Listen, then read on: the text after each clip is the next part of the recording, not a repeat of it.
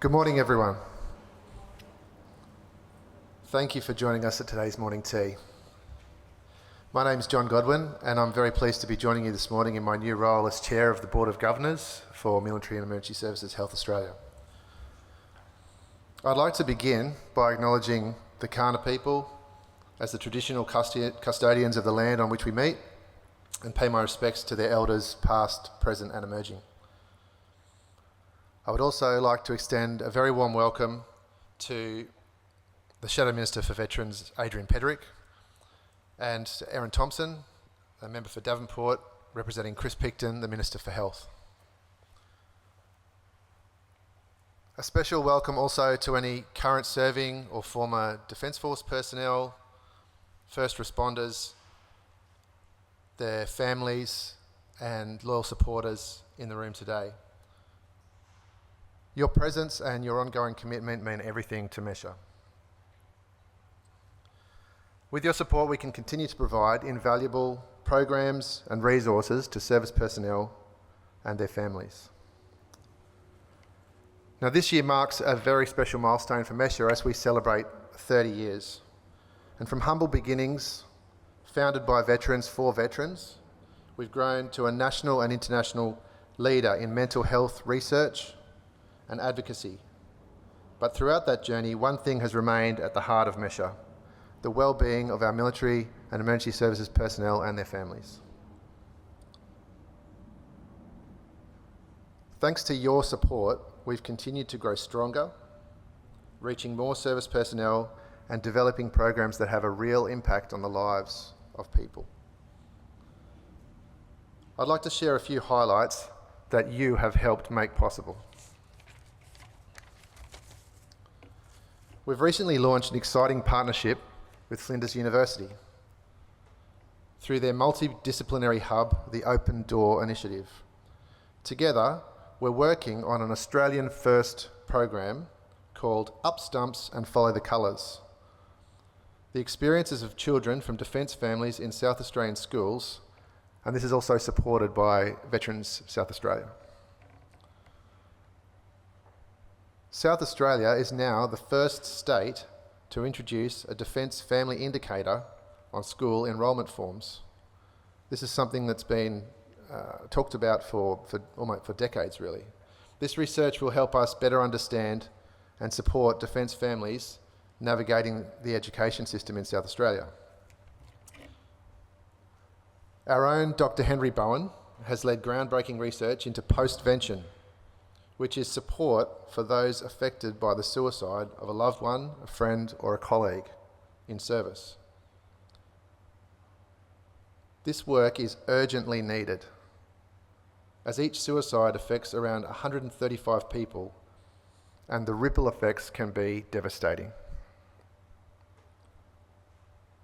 A leader in this area, Dr. Bowen's world-first research has already begun shaping national policy and recently earned them the 2025 SA Life Award for Innovative Practice and Research from Suicide Prevention Australia. Through a partnership with Babcock, we have delivered 2 creative arts programs, pilot programs, that support the well-being of emergency services personnel and Defence children. Art can be a powerful tool for healing and self-expression. And you'll soon hear more from our art therapist, Karen Foxwell, one of today's speakers, about the impact of their work.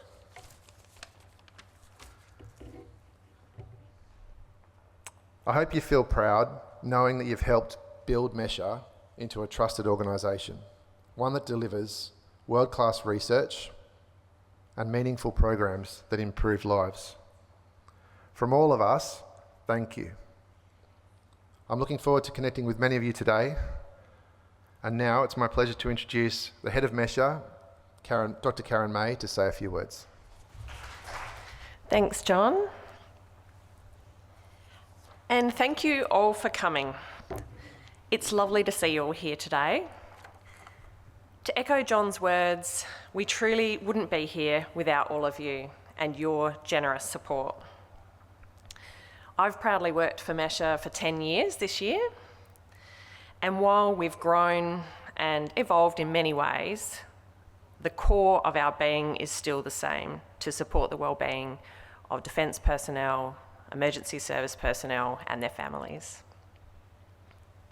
Thanks to your support, Mesha has become a trusted charity leading national and international research and programs to improve lives, and we'll hear a bit more about that today.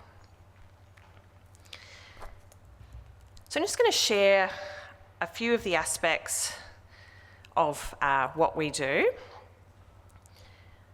I know many of you here today are familiar with us and have been with us on that journey of the past 30 years this year.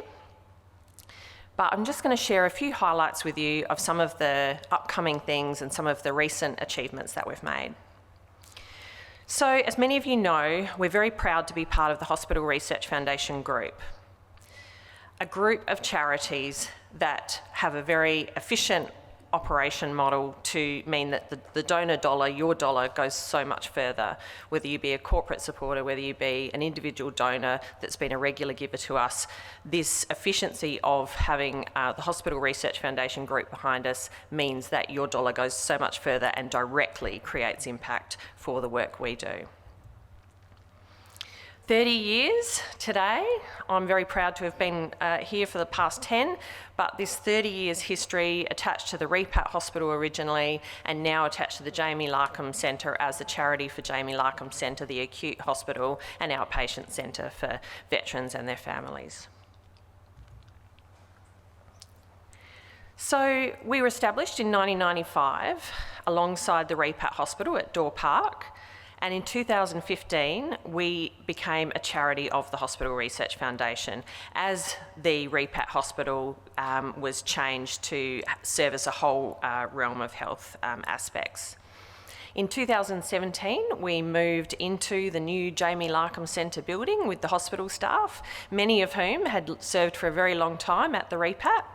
And initially I had a room in the hospital, and then as the builders moved out of our wing at the end, we were able to move in there and set that up for our programs and research.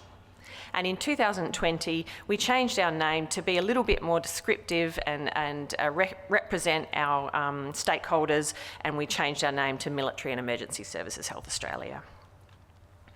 So our mission is to conduct co-designed research with military and emergency service communities to understand what the unmet needs are. So co-design means we're doing it with our community. And with this understanding that we get through this research, we aim to develop and deliver new knowledge, resources and programs that build on their strengths and positively impact their wellbeing.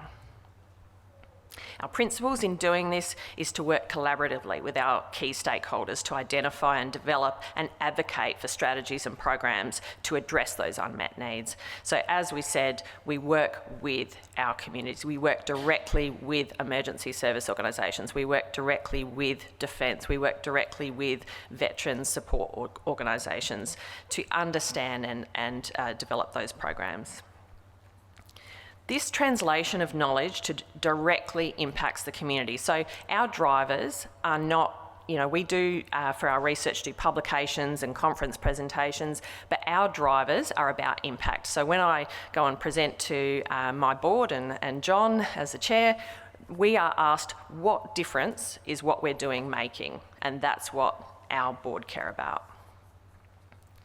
So we're building capacity of the sector as well. We realised very quickly that if our learnings didn't translate to other health professionals out there and other government departments and services out there, there was going to be barriers for veterans and emergency service personnel and families as they tried to seek help. So we realised very quickly we needed to build programs to translate our learnings to all of the sector that are trying to support our veterans and emergency service personnel. And we operate with accountability. So it's all about transparency, being sustainable, and working together with our communities to build these solutions. So some of our research highlights in 2025, we have, as John mentioned, a portfolio of research around bereavement and postvention.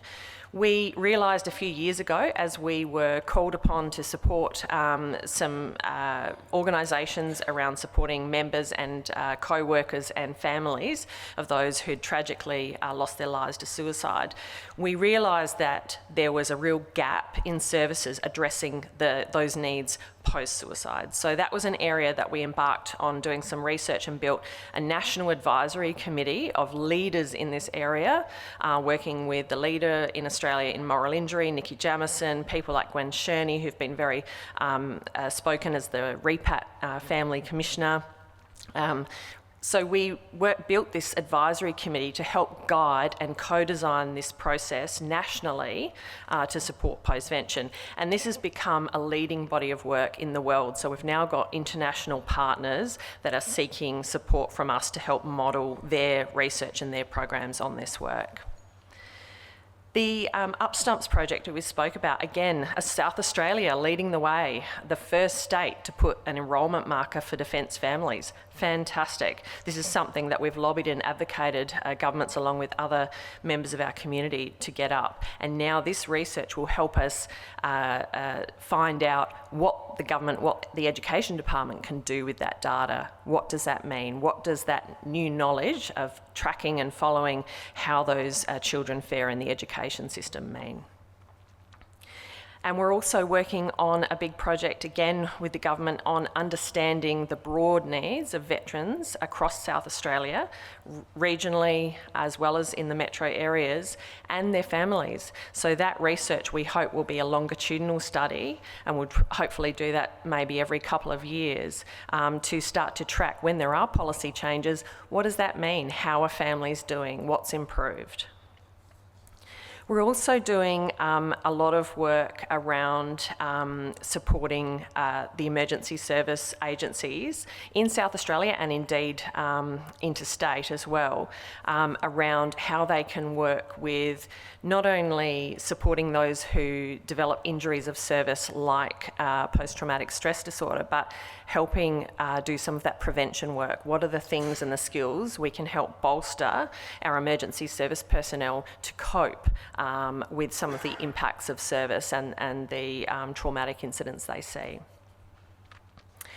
We're doing a whole lot of other work in terms of service culture and identity, a big body of work, and that tends to inform all of our program design. We now understand that military and other service personnel have very unique culture and identity that's formed in their training, and that often carries through, right through to retirement and through the families. So we're using all of that knowledge to inform the design of our programs and try and reduce barriers to help seeking. Our programs, as I mentioned, are designed with all of this research underpinned, which means that we don't try and do everything, but we're trying to do things that don't exist in our service provision nationwide. And so we've targeted a couple of key areas. The GEARS program is a program that tackles mental health head on. It's extremely effective for those who are in the injury management system, whether it be emergency services or whether it be veterans. And it's a skills-based program, a 12-week program. It works on emotional regulation and it works on relationships. And this program has been shown through 9 years of research now to not only lower suicide, but also help people get a quality of life back, help them get their functioning back. And I think if anyone was here last year, you would have heard one of our speakers and now one of our lead facilitators, Matt Bazadow, talk about what it meant to him was it actually showed him what his brain was trying to do, that it wasn't trying to hurt him, it wasn't trying to hold him up, it was actually trying to help him, it just didn't know how. And this program helps people understand what all their reactions are to their impacts of trauma and some of the psychological conditions they're dealing with, and helps them then know what to do about it. So it's a highly effective program. We love running this program. I've got many of my staff and facilitators here today, and we've got a whole bunch of new facilitators nationwide that we're training up to broaden this program across Australia. The other important aspect we know for veterans is that transition point. And one of our speakers will talk a little bit about his research, which is informing this area. But helping veterans and emergency service personnel that are leaving service or perhaps changing their role and staying in service. So perhaps due to a shoulder injury, knee injury, whatever it is, psychological injury, they can't work in the job that they originally thought they were going to do. So what does it mean now to find that new identity and find purpose and satisfaction in a new role and stay in service?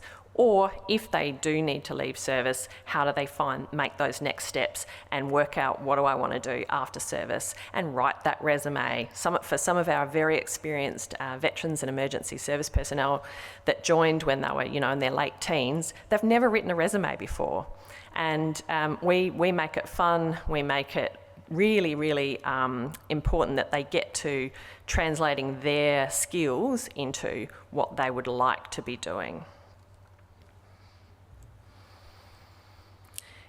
The other important aspect is that one-on-one work or family work. And so Karen Foxwell, who you'll hear speak about one of the programs she runs, also runs individual and family therapy. The key about this is there aren't many paediatric services available that you can get into easily and quickly. We're able to get families, young children as young as 3, and individual service members or partners into counselling with Karen very, very quickly and be able to do that initial support that can get them through those real crisis points. And particularly for emergency service families, there isn't a free service available for them. So this is a critical service, and we're supporting many, many families through their difficult times. The art programs that Kaz runs, Kaz is here and some of the artists are here today, and you can see the beautiful artwork displayed as you have morning tea. The art programs are incredibly important for helping people work through and express emotions and develop a new passion, a new interest. And some of them go on to do exhibitions like the one you see today. We've got work being exhibited, even in Parliament House coming up. And some of the artists go on to apply for scholarships that fundraising is able to support for them to get scholarships into the art school based at Glenside where we are. We also support a program that we originally founded, which we have now passed on to University of South Australia, called the WAVES program, originally Invictus Pathways program. And we've continued to be able to fund that program to grow and develop. UniSA team have done an amazing job with the health sciences unit, where they match up students with veterans or emergency service personnel to support them on their recovery journey. And it's an incredible program. Again, it's been a life-changing, life-saving program for many individuals who've found a new passion and a new mode of recovery through sport. As I mentioned earlier, we are very, very passionate about training up and building capacity of the sector to work better for our service personnel and their families. So we've developed a package called Service Cultural Awareness Training. There's a military package, there's a first responder package, or a combined package. And so depending on who's asking for it, they'll tell us what they need. So the government here in South Australia through Veterans SA and Defence SA have been great at engaging us to help train up their employment network. They've had 35 different organisations and government departments as part of that.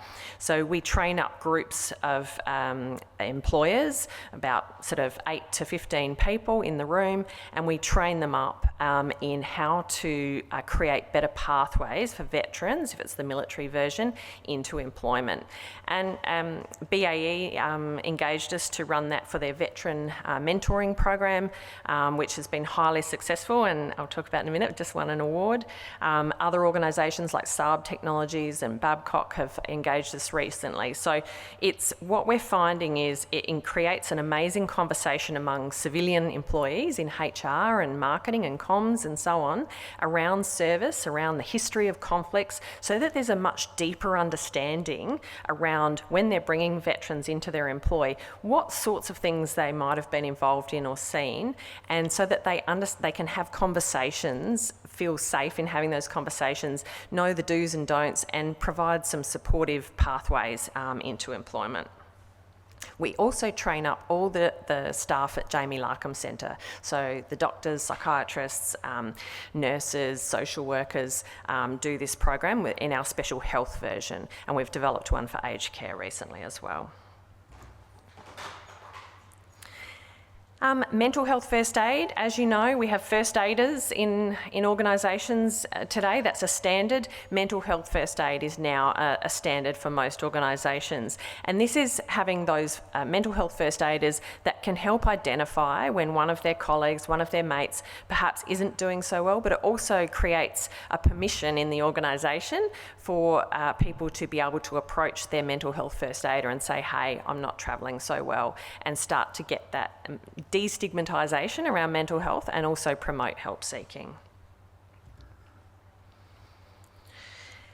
Our students, we have an amazing student program. Some of our students are here today, and this is, again, really important about training our future clinicians, our future nurses, our future social workers in having those deep understandings of the culture and the sorts of health issues that come up for our populations. So yeah, just to talk to some of our achievements, it's fantastic for me to recognise my amazing team. We've really got such a lovely team that are doing such great work and really passionate about it. So Dr. Henry Bowen won the 2024 SIMVA Mental Health Research Award. This is an international award, and that was just late last year, and it was incredible to get that recognition for that cultural competency piece, that service cultural awareness training package we've developed, and now being contracted by Canada to take that program to Canada with the support of their Veterans Affairs and train up their health professionals over there. So an amazing piece of work by Dr. Bowen. The 2025 SA Life Award for the postvention work, and Henry at the moment is at the Suicide Prevention Conference in WA, and we're waiting to hear for the national award soon. The award I mentioned earlier with BAE Systems, they won the Sector Star Award for building a sustainable future category for employment, and that's for the Veterans Mentoring Program, which we helped them design and rolled out last year. We're now working with them on the next iteration of that for this year. We presented at the Frontline Mental Health Conference about cultural competency and why it's important in the design of programs. We also won the award for the Southern Area Local Health Network Allied and Scientific Health Award for innovation, and that was for our virtual reality project, which you might remember from last year. We had Murray doing some of that VR display here at the morning tea. We're very proud of our corporate sector support, and it's only growing. It's been amazing to broaden the work we do nationally, and a lot of this corporate support is enabling that expansion. Support like Nova Systems through the transition programs has enabled us to run 4 programs into Darwin last year of Mind Right and Story Right for transitioning veterans, programs in Townsville, programs in Cairns, programs in WA, in Tasmania. So we're very, very excited to have this corporate support to enable us to do this work. And in terms of what's next for Mesha, as I mentioned, we've got a whole lot of new team members that have started. We've got a couple starting in the next couple of weeks. We're so excited to have them join our team and grow this impact that we do. We're also doing a number of research and programs that directly address the recommendations of the Royal Commission into Defence and Veteran Suicide, and we're lobbying and working with departments like Departments of Veterans Affairs to hopefully see those initiatives impact across the country. We've also got exciting projects coming up with emergency service organisations directly here in South Australia, supporting policy and practice and development around a number of areas in suicide prevention, postvention, and also psychosocial safety. We are working on the projects with Defence Children. We've got a wellbeing program that was developed under my own PhD, which we're expanding into Defence schools. And this is about the wellbeing, giving children the coping skills when they have a parent with PTSD, but also giving parents the skills around parenting with PTSD. So that program is going to pilot early next year, and we're under ethics at the moment for that one.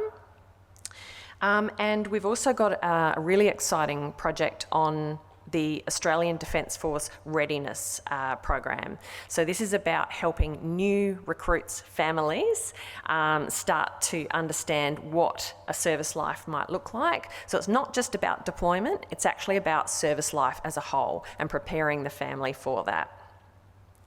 And that's something that I know Defence Families Australia have been lobbying to get something like this for a long time. So we're very excited to be expanding our programs nationally, broadening our impact, and thanks to your support, this is possible. I'm going to introduce some of our speakers now. We are delighted to have a range of speakers talking about a number of topics today, and I'll get them each to come up. I think they're mostly sitting in the front row. So Karen Foxwell is going to be up first, and she's an experienced and talented trauma psychotherapist in art therapy. She works closely with current and former service personnel and their families, and some of this work uses art as a powerful tool on emotions and healing. She'll be discussing her work with Police Legacy. We ran a program piloted last year with Police Legacy, and that's continuing now, and we're trying to raise funds to expand that program, but you'll hear a bit more about her work with bereaved children and partners. We've also got Daniel Havelberg from SAPOL and Josh Birley from SAMFS, who will speak about their involvement in the Australian Combined Emergency Services football team, also known as ACES.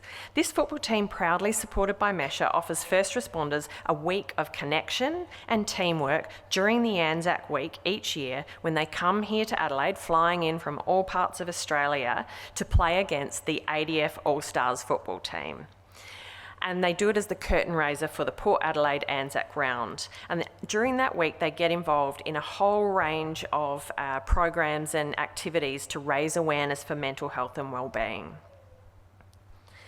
Also, we've got Cameron Grant.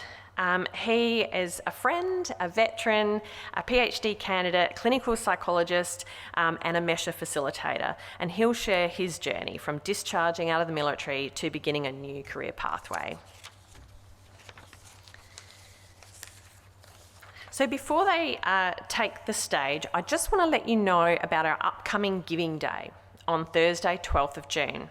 It's a fantastic opportunity to raise funds that directly support our research. If you'd like to get involved, it's one day of the year and each donation is doubled. So if you'd like to get involved, please come and contact myself or one of the staff here today.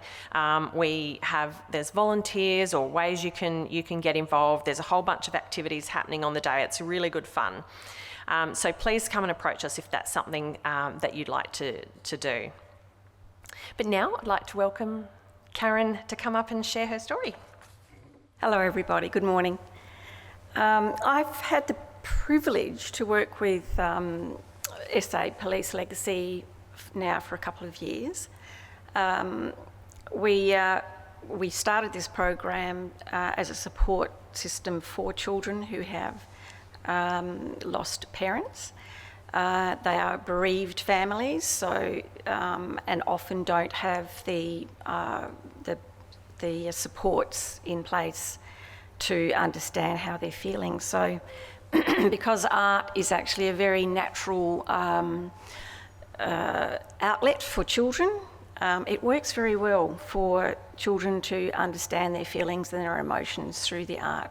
You can see over there, it was the last piece that was done. And the reason why that is so big is that it was a collective family. We had about 5 families that day. And they worked together on the same thing with the theme of family. So it's to work with art, it's a very gentle way of expressing and understanding feelings. So we don't go too much into what are you feeling. It's just like speak to mum or speak to dad, and what does it look like in colour, in form, in line. It's a beautiful, gentle way for children to understand how they're feeling.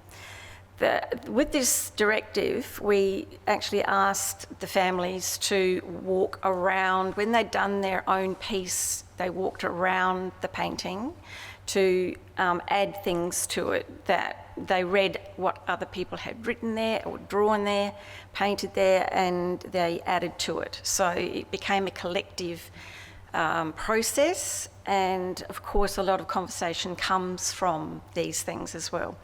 Wonderful things if you're sitting on the sideline and listening to what comes forward. The impact of this sort of program, sometimes I don't always know what that is. They'll go home with something new, but I was told by a mum, not this particular artwork, but the one before, the mother had said that through the process, they were actually doing individual art pieces as a family. And the little girl had actually started to talk about her father, who she had not been able to or couldn't or wouldn't speak about dad since he died. So it was quite a breakthrough for her to have a conversation with her daughter about her dad.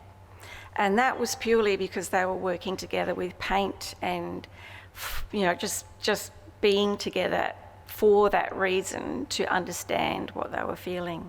So it's a very, it's a simple thing, but it's a very powerful thing.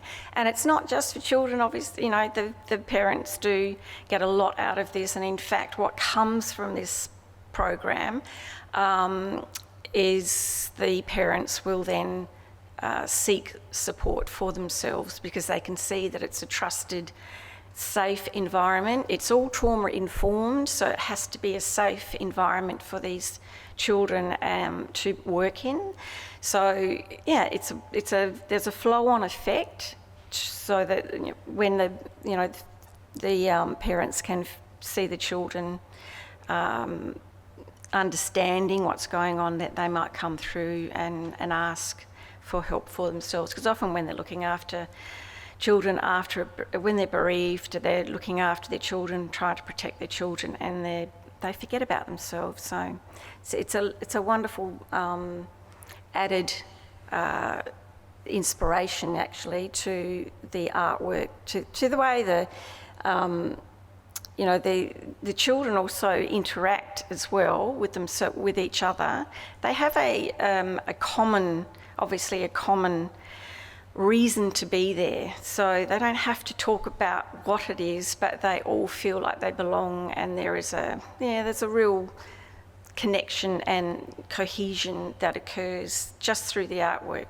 In fact, the less words there are, sometimes it's better, because they don't really understand how they're feeling. And I have had parents say to me that the flow-on effect at home when they've done something like this is extraordinary. So it's all about expressing and understanding how people feel, how children feel, how adults feel about losing somebody. So yeah, the impacts are incredible. Of course, this is, as Karen mentioned, this is a free program, so it wouldn't be made possible if not for donors, for the generous support of donors. So we do hope to be able to extend this program to veterans' families as well, to MFS families, to paramedic families. Everybody's in need of this sort of help, children and adults.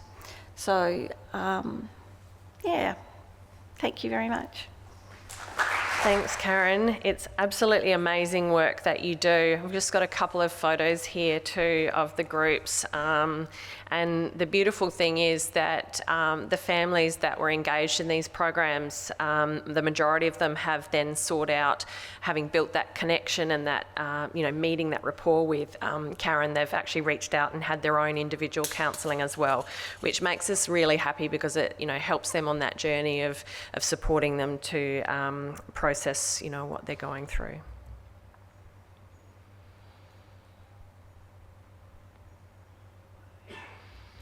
So I'd now like to invite Cameron Grant up to the stage. Cameron, we are really excited about your journey, very happy for you in your recent milestone of submitting your thesis on your PhD, and yeah, we'd love to hear a bit more about your story.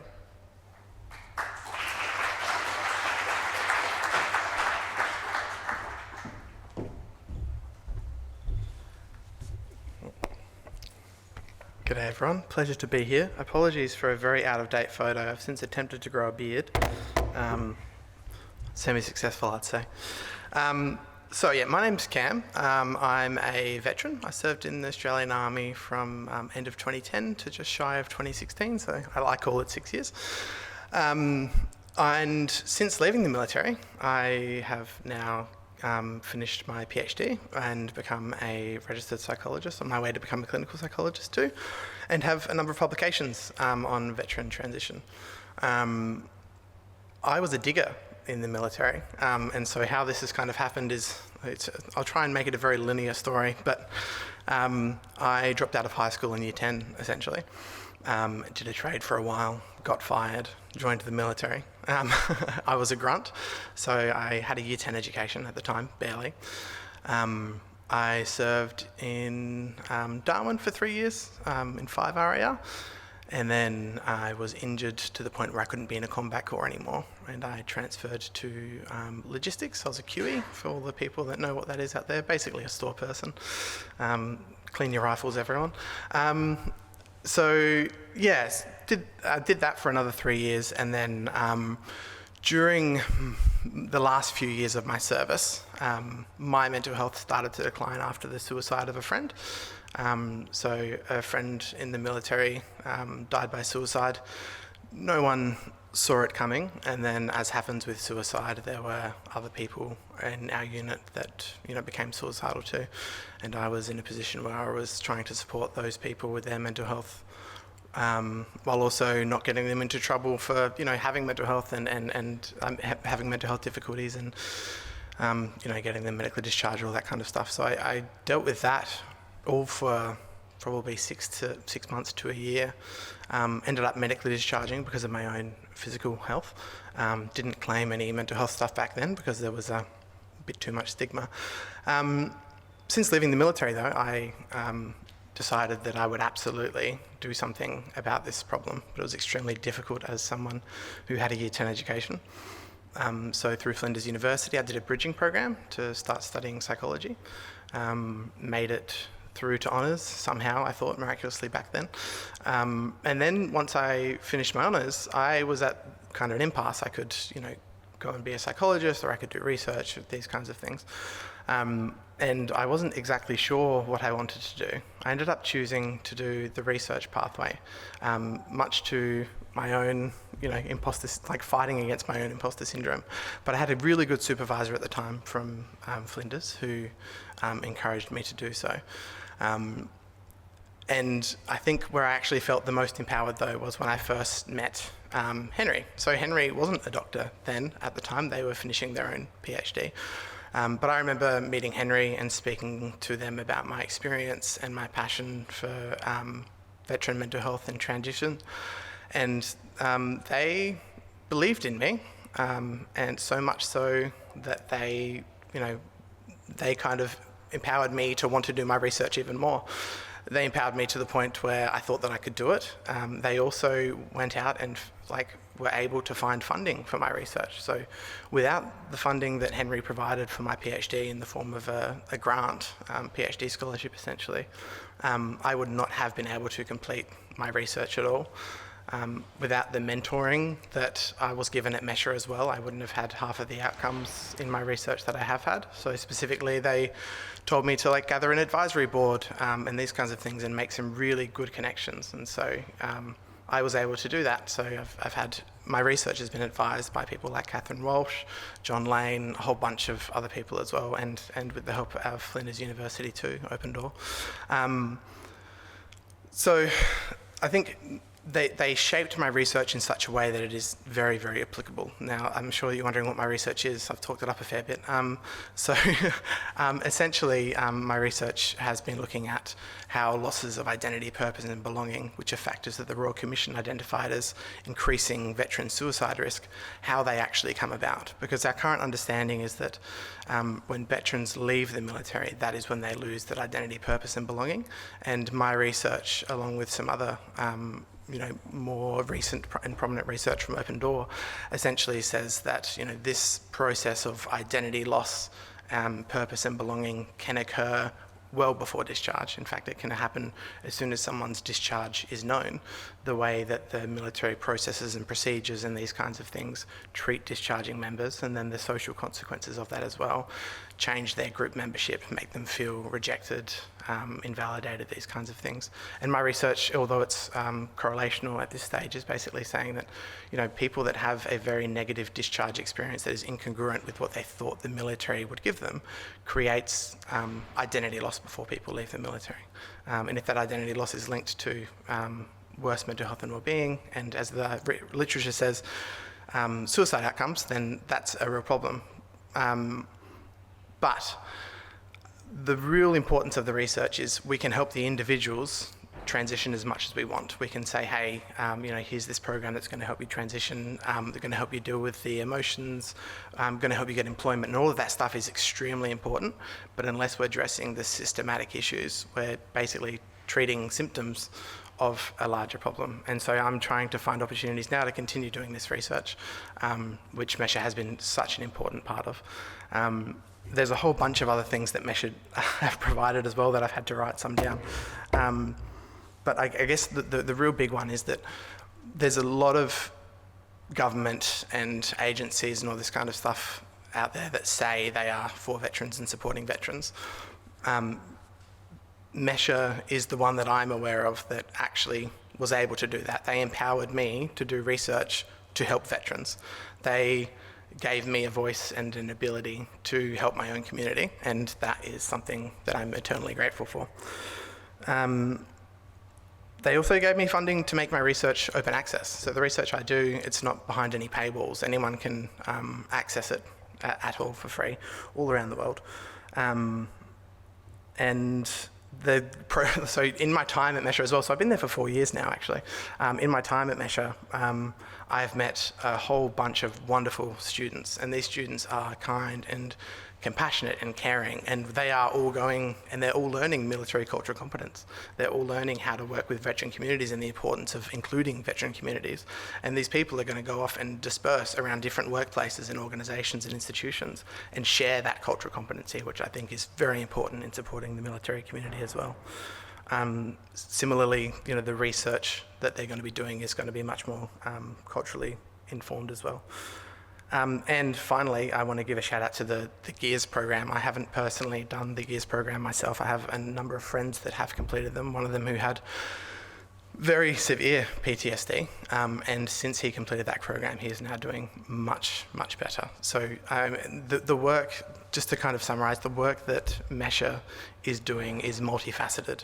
It is, creating future cultural competency. The research they are generating is very important, and they're empowering veteran communities to empower the veteran community further. I'm eternally grateful. I think the work they're doing are fantastic, and I would love to keep working with them in the future if there is the opportunity. So that's kind of it. Thank you very much for listening to me. Thanks, Cameron. And I didn't even pay you. No, thank you very much. It's so exciting to see your journey, and we're very keen to keep working with you. Now I'd love to invite Dan and Josh up to talk about ACEs. Thanks very much, Karen.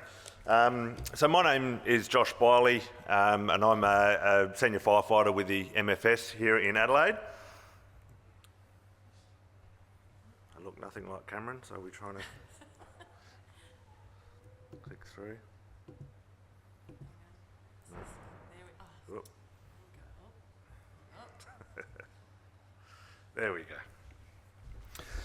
MFS firefighter here in Adelaide, and I've been lucky enough to have been involved with the ACES team for about the past 14 years. So I was lucky enough to play in 6 games, and then once the body got too old and tired to run around on a footy field anymore, I transitioned into the ACES operations manager role. So I've been doing that now since 2018. So just to give you a bit of a history on what this game is, it began in New South Wales back in 2003, and it became a game just between the ADF and basically a group of firefighters from New South Wales, and it was run by, no offence to them, but they were rugby heads. They weren't really AFL heads coming from New South Wales, and we played 5 games in New South Wales. We were known as the National Emergency Services Team back then, and we got hammered every year. So it's a one-off game.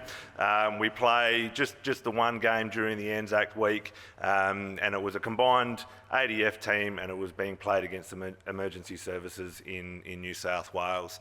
And at the end of 2007, a group of South Australian firefighters went over to New South Wales to have a look at the game, and it was offered to them to bring it to South Australia and have it run by people who know about AFL. And so they took it on, and when it came to Adelaide, we changed the name to the Australian Combined Emergency Services Team. So it is a national team. This year we had representatives from every state in Australia apart from Tasmania and the ACT. So it is very much a national representative side. And once we brought it over to SA, so we lost the first games. The first 5 games, and once we brought it to SA, we won the next 5. So we sort of turned it around on the ADF, and they realised that we were there to play, and they wanted to step it up again. They won the next 4 games, and then we turned it on again, and we won the next 4. So it really was a sort of a great tussle between the two sides, and the ADF have now won the last 2 games. So the ledger stands at 11 games to 9 at the moment. So it is a very even competition. But basically we bring together personnel from all over Australia, so police, fire and ambulance. It is the purest game of football that you will ever see. We are basically there to honour the Anzacs. It's a symbolic way of acknowledging the sacrifice, the teamwork and the mateship of the Anzacs, which is something that we can also relate to in emergency services as well. So we played the game with absolute sportsmanship and respect for the Anzacs as well. And through the Anzac Day Challenge, we hope that every participant gain something meaningful out of it, whether that's just connection with other emergency services personnel, every year as a way of getting to know each other, because we come together so quickly and have to form a bond and become a team within a week. We introduced what we call the ACES Spirit Talk, which is basically just each player gets up, we say 3 minutes, but certainly some of the blokes go a lot longer than that. And we just basically ask them to talk about themselves, introduce themselves. We might set a theme each year. We might talk about, so let's talk about selflessness or service or something like that.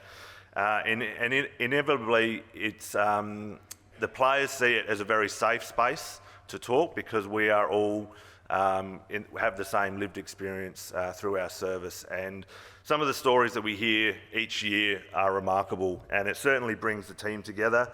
I'm reminded one year of a player who had flown over for the week. His partner at home obviously stayed at home, and unfortunately during that week she'd lost their baby that she was pregnant with, and obviously he needed to fly home to be with her for the week.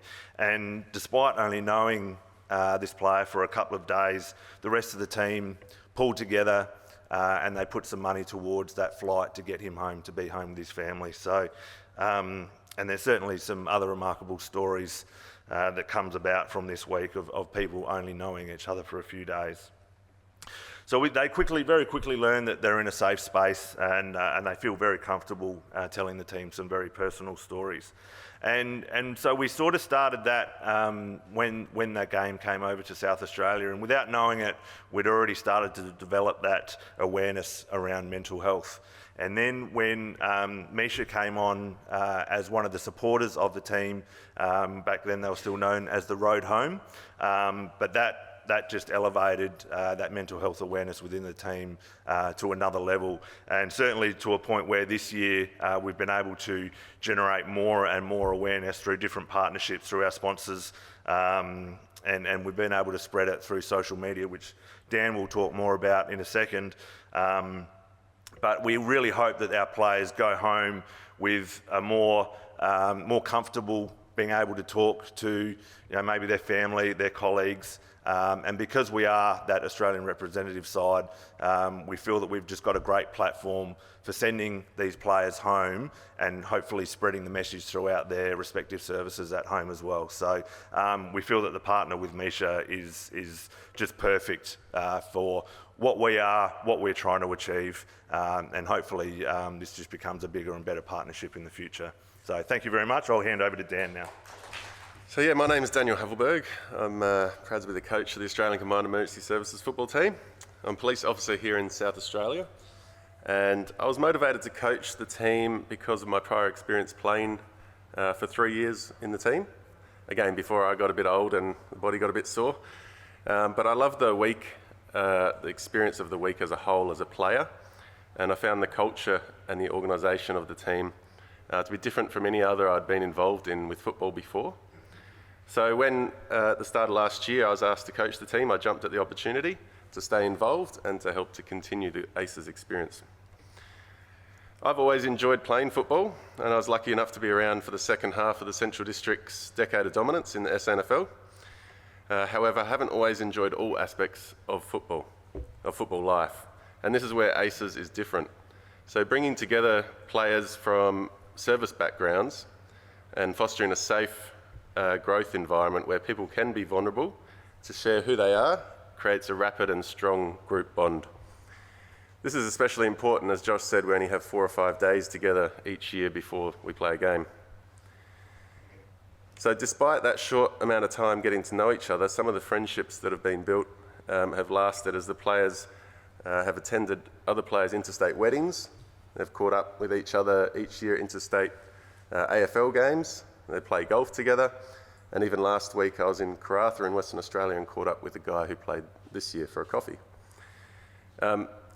He actually told me that it was the week he didn't know that he needed, so that was good feedback.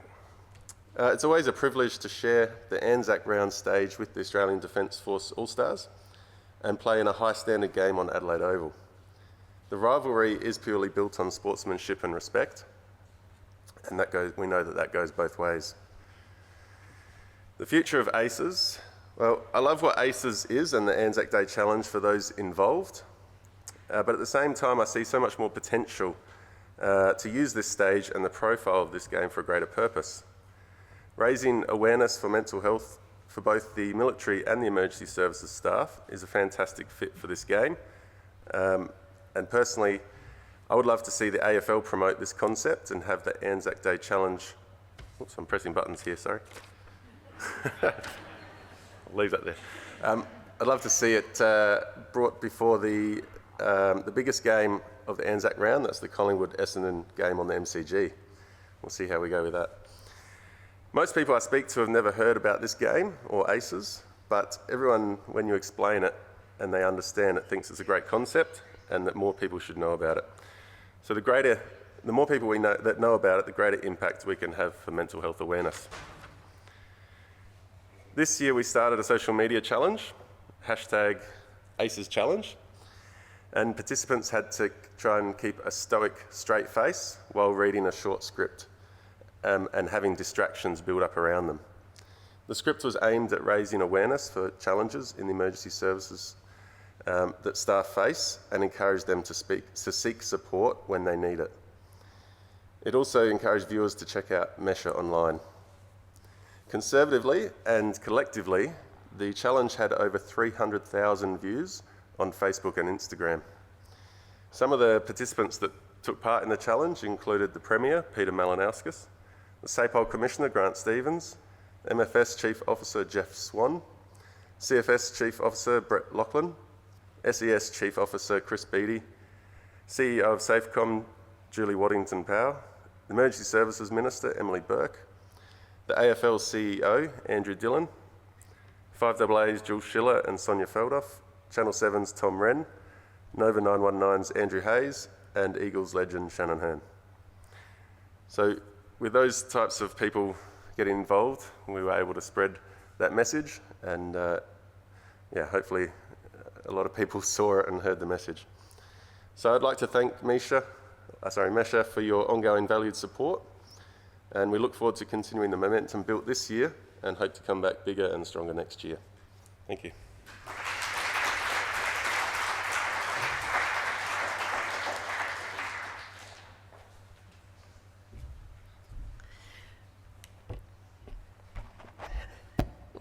Thanks, Dan.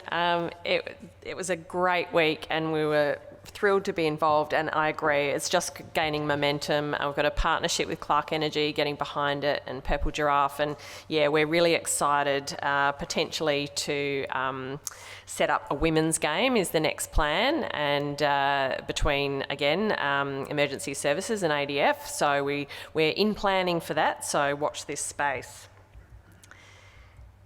Now I'm just going to show you a short video that we've produced of a scratch match that occurs during this week, and it's something we've done for the last few years together with Waves program at UniSA, and so it gives the guys an experience of adaptive sports. So they get to jump in a wheelchair, they get a quick 5-minute training on how to play footy in a wheelchair, and then they join some of our local South Australian wheelchair football team players, including some of our participants of the Waves program who are veterans, many of whom have gone to Invictus Games and things like that. So it's just a really great fun activity.